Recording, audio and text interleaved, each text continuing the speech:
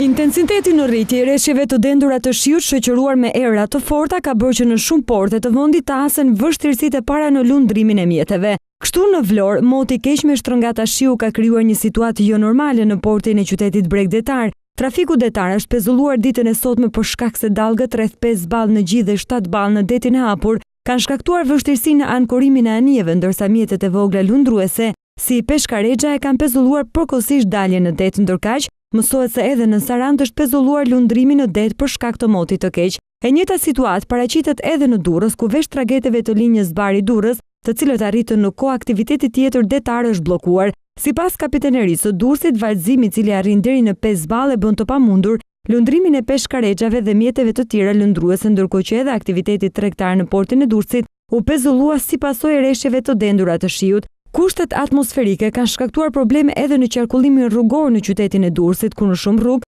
qarkullimi është thuajse i pamundur, po kështu veç vështirësive në qarkullim, rreshjet e shiut kanë shkaktuar probleme edhe në furnizimin me energji elektrike, e cila vijon të mungojë në disa zona.